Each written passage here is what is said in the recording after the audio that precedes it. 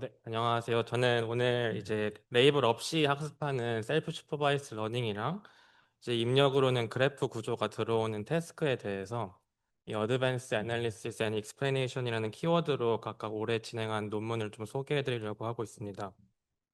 먼저 좀 그래프가 뭔지 그리고 그래프로 할 수 있는 태스크가 뭔지에 대해서 좀 다들 조금 생소하실 수도 있을 것 같아서 빠르게 소개하고 넘어가 보면은 이제 그래프 같은 경우에는 노드랑 엣지로 이루어진 자료 구조이고 저희가 상정하는 입력에는 각 노드에 노드 피처가 있는 구조로 구성이 되어 있습니다.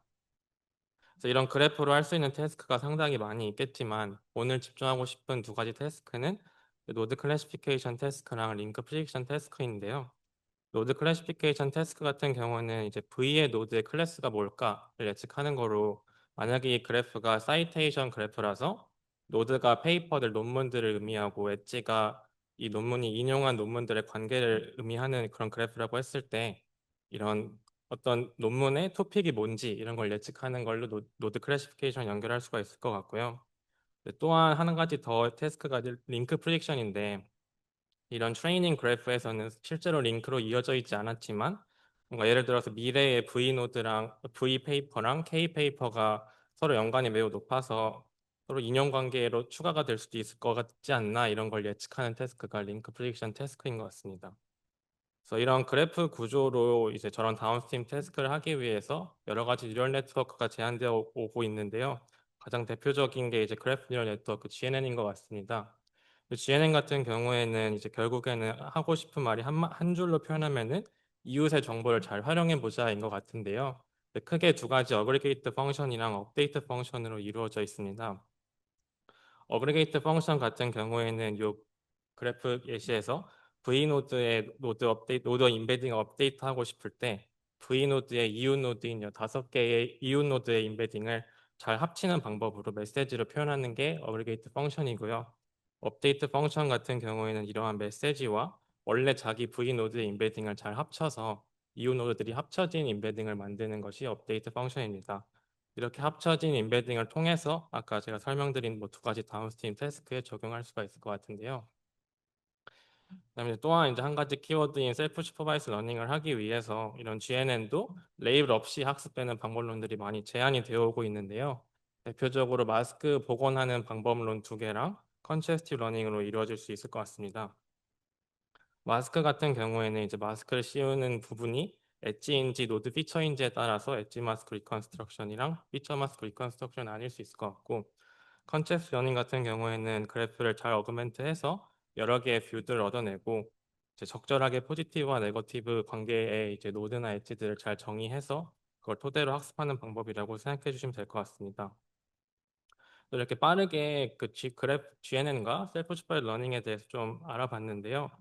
어떻게 하면은 이제 마스크를 더 잘 씌울 수 있을까라는 주제로 어드밴스라는 논문이 하나가 있고, 이제 방금 말씀드린 세 가지 SSL 방법론들이랑 두 가지 다운스트림 태스크 간의 관계가 어떻게 서로 코릴레이션이 어떻게 있을까에 대한 분석에 대한 논문이 하나 있고, 이렇게 레이블 없이 학습된 GNN 모델도 설명으로서 설명을 저희가 할 수 있을까라는 질문에 대한 답을 푸는 논문 하나로 소개를 빠르게 드려보도록 하겠습니다. 먼저 어드밴스 키워드에 있는 논문들은 문제 제기는 매우 간단한 것 같습니다. 이런 마스크 기법들에서 보통 엣지 마스크나 노드 피처 마스크의 위치가 랜덤하게 결정이 되는데요. 랜덤하게 되다 보니까 상당히 정보를 읽는 되게 중요한 부분이 마스크가 될 수도 있잖아요. 그래서 어떻게 하면 좋은 마스크를 설계할 수 있을까에 대한 연구를 진행해 봤습니다. 그럼 자연스럽게 떠오르는 질문 하나가 어떻게 마스크를 설계하면 좋은 마스크일까일 텐데요. 이 논문은 MRMR을 충족하면 좋은 마스크다라고 정의를 하고 있습니다. MRMR이 뭔지 되게 간단하게 아래 예시로 설명을 드리고 싶은데 예를 들어서 이렇게 7개의 알파벳이 주어지고 이거에 대한 정답이 오션이었다고 하면은 MRMR을 충족하는 두 가지 셋으로 나뉘면 이제 C 셋 하나랑 블루 셋 하나로 나눠지게 됩니다. C랑 블루는 보시면은 겹치는 알파벳이 최소한으로 되어 있어서 미니멀 리던던시를 만족한다라고 볼 수가 있고요. 그다음 C로부터 정답 오션을 잘 유추할 수 있고 블루로부터 정답 오션을 잘 유추할 수 있으니까 또한 맥시멀 렐레번스도 충족하고 있다고 볼 수가 있는데요. 그래서 좋은 마스크라고 하면은 요 위에 7개 알파벳 중에서 SEA를 가리거나 이 블루에 해당하는 알파벳을 가리는 게 좋은 마스크라고 저희는 생각을 하고 있습니다. 그래서 이를 그래프에 적용해 볼 수 있을까라고 했을 때 이 위의 예시처럼 되게 잘 만들어진 그래프면은 당연히 MRMR을 통해서 두 그래프로 잘 나눠볼 수가 있을 것 같은데요. 저희는 이게 얼마나 현실적이냐라고 물어봤을 때 엄청 현실적이지는 않다라고 생각했습니다. 왜냐면은 리얼월드 그래프 같은 경우에는 워낙 복잡하게 되고 또 노드 피처에 대한 고려도 해야 되기 때문에 이런 MRMR을 충족하는 마스크를 이런 로우 스페이스, 뭐 그래프에서 엣지를 지우건 노드를 나누든 해서 이렇게 로우 스페이스에서 마스킹을 하는 것보다 임베딩 레벨 스페이스인 레이턴트 스페이스에서 이 MRMR을 충족하는 마스크를 해보자 라는 그런 주장을 가지고 진행을 한 연구인데요. 그래서 이 연구를 매우 간단하게 세 스텝으로 나누면은 첫 번째 스텝 같은 경우에는 아까 알파벳 예시처럼 각 노드별로 K개의 표현을 만드는 것이 스텝 1이라고 생각해 주면 될 것 같습니다. 그다음에 스텝 2 같은 경우에는 이 K개의 임베딩을 이 MRMR을 최대한 만족시키게 되는 두 가지의 서브셋 F1, F2로 나누는 과정이고 이제 스텝 3가 이 F1, F2는 지금 레이턴트 스페이스니까 F2를 마스킹하고 F1만 보고 F2 부분을 잘 리컨스트럭션 하는 로스를 통해서 이 GNN을 학습하는 방법론이 이 어드밴스드 방법론인데요.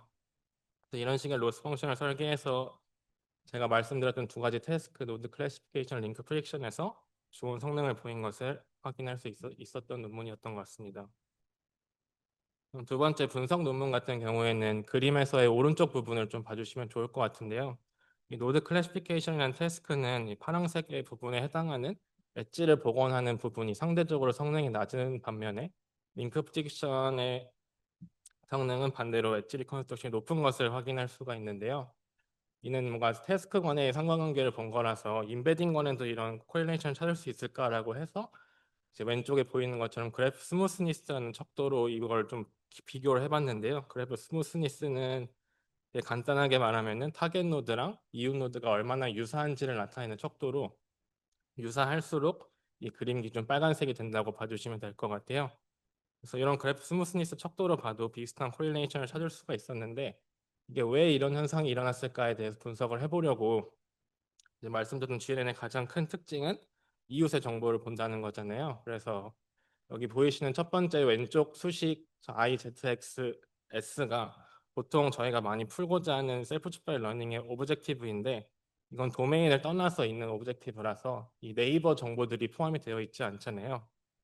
그래서 이 수식에 네이버 정보에 대한 랜덤 베리어블을 추가해주면은 다음과 같은 세 가지 텀으로 나누게 되는데 신기하게도 첫 번째 텀이 이런 빨간색으로 가게 하는 오버 스무딩을 유도하는 관계가 되고 세 번째 텀이 언더 스무딩으로 가기 파란색으로 가게 유도하는 텀인 것을 확인할 수 있었어 가지고 아 그러면은 이 텀을 좀 밸런싱을 시켜서 저 스무스니스 기준으로 회색 부분에 있는 적으로 이제 저희 임베딩을 만들게 되면은 노드 클래시피케이션도 잘하면서 링크 프릭션을 잘하는 모델을 만들 수 있지 않을까라는 문제 제기로 이제 시작된 논문이라서 상당히 화질이 안 좋네요. 어쨌든 이 위에 보면은 인코더기 부분은 비슷한 인코더 부분이라고 봐주시면 될 것 같고 그림에서의 오른쪽이 제가 제안한 세 가지 로스 펑션인데요. 이 각각 로스 펑션이 제가 유도한 세 가지 텀들이랑 이제 매핑이 된다라고 봐주시면 될 것 같습니다. 그래서 이런 식의 람다들을 조절을 잘 밸런싱을 해서 오버 스무딩도 크게 일어나지 않으면서 또 언더 스무딩도 크게 일어나지 않는 밸런스된 임베딩을 만드는 목표로 수행된 논문이라고 봐주시면 될 것 같고요. 이건 역시 이제 노드 클래시피케이션이나 링크 프릭션에서 좋은 성능을 보인 것을 알 수 있습니다. 또한 이 방법론 같은 경우에는 아까 말씀드린 뭐 컨체스티브 러닝이나 다른 마스킹 리컨스트럭션 방법론에도 충분히 플러스로 적용이 될 수 있고 저희 방법론을 추가할 때마다 모든 방법론의 성능의 향상이 일어난 것을 볼 수 있었던 논문이었던 것 같습니다. 마지막 키워드는 explanation이라는 키워드인데요. 여기서 집중하고 있는 거는 그 XAI라고 하는 설명 가능한 인공지능으로 이 부분이 그래프 뉴럴 네트워크에서도 많이 발전되고 있는데 즉 GNN에서의 설명을 먼저 드리면은 이런 입력 그래프가 GNN을 통과했을 때 이 GNN이 클래스 1이라고 평가를 한 게 있었으면은 이 설명 그래프는 입력 그래프에서 이게 왜 이렇게 프릭션이 1인지 이런 서브 그래프를 찾는 방법인데 이런 서브 그래프를 여전히 GNN에 넣었을 때도 똑같은 클래스로 유추하는 거를 이제 확인을 해서 이 집 모양 모티프가 이 클래스 1로 판단하는 뭔가 기준이구나 이런 걸 판단하는 그 태스크인 것 같습니다. 그래서 이 논문에서는 보통은 슈퍼바이스드로 학습된 GNN을 많이 설명하고자 하는데 저는 굳이 슈퍼바이스드일 필요가 있나? 셀프 슈퍼바이스드는 언슈퍼바이스드로 학습된 GNN도 설명해 볼 수 있지 않을까라는 문제를 가지고 풀어보고자 한 논문인데요. 결국 저희가 가지고 올 수 있는 정보가 GNN 웨이트 정보나 뭐 로스 값, 뭐 로스 펑션 뭘 썼는지 이런 건 것 같은데 그런 거에서 똑같이 활용되는 게 이제 인플루언스 펑션이라는 표현인데요. 인플루언스 펑션이 간단하게 설명드리면은 보통 모델을 학습할 때 여러 개의 트레이닝 데이터들로 학습을 하게 되는데 만약에 저희가 리트레이닝을 할 코스트는 없는데 어떤 데이터를 빼고 싶을 때 이 데이터를 뺐을 때 이 모델의 웨이트이 어떻게 바뀔지에 대해서 분석을 하는 방법론인데요. 이를 그래프에 적용을 해보면은 어떤 입력 그래프에서 엣지가 빠졌을 때 이 GNN 웨이트이 얼마나 바뀔지를 통해서 설명을 해보고자 했습니다. 다시 말씀드리면은 모든 엣지에 대해서 이런 인플루언스 스코어를 구하게 되는데요. 이 인플루언스 스코어가 의미하는 게 이 엣지가 빠졌을 때 그 GN의 웨이트이 얼마나 많이 바뀔지에 대한 척도로 값이 1에 가까울수록 GN의 웨이트이 많이 바뀌었다는 겁니다. 그래서 다시 한번 생각을 해보면은 GN의 웨이트를 많이 바꾸게 되는 엣지였다는 것이 이 엣지가 기존의 트레이닝 그래프에 있음으로써 큰 역할을 했다는 뜻이기 때문에 모든 엣지에 대한 스코어를 이제 랭킹을 매겨서 탑 K개를 뽑은 엣지를 저희가 설명 엣지로 이제 설명으로 제공해주는 그런 논문이라고 생각해 주시면 될 것 같은데요. 이것도 이제 성능적으로는 당연히 좋은 성능을 보였고 이제 오른쪽에 보통 이런 설명 같은 경우에는 아까 그런 하우스 모티프 이런 그라운드 트루스가 있어야 돼서 신테틱 데이터에서 많이 진행을 하게 되는데 이제 오른쪽 비주얼라이제이션의 왼쪽 위처럼 이제 3 x 3의 그리드 형태가 그라운드 트루스인 그래프거나 뭐 오른쪽 맨 위에 있는 그래프에도 집 모양 모티프가 그라운드 트루스인 그래프에서 저희 방법론이 이제 빨간색으로 저런 중요한 설명 엣지들을 잘 뽑은 것을 확인할 수가 있었는데요. 제가 오늘 빠르게 세 가지 논문들을 좀 요약해 드렸는데 제가 생각하는 키워드는 이제 어드밴스랑 애널리스 익스플레네이션인데 어드밴스 같은 경우에는 기존 연구들을 어떻게 더 잘 이끌어낼 수 있을까에 대한 연구였고 애널리시스는 기존에 있는 연구들이 어떠한 코릴레이션이 있는지를 좀 찾아보고 그게 왜 이런 코릴레이션이 있는지를 좀 알아보는 과정이었던 것 같고 마지막에는 이런 모델들도 설명할 수 있을까에 대한 연구였던 것 같은데요. 이런 키워드들이 비단 제가 많이 연구하고 있는 그래프 분야나 셀프 슈퍼바이즈 러닝 분야뿐만 아니라 여러분들이 지금 다 고민하고 있는 문제에도 충분히 적용해 볼 수 있는 키워드인 것 같아서 특히나 이번 키워드로 준비를 해왔던 것 같고요. 오늘 되게 빠르게 진행을 해서 많은 부분이 좀 생략되어 있는데 질문 주시면 제가 디테일하게 설명드리거나 뭐 뒤에 나중에 쉬는 시간에 질문 주시면 감사하겠습니다. 네, 이상으로 발표 마치겠습니다. 감사합니다.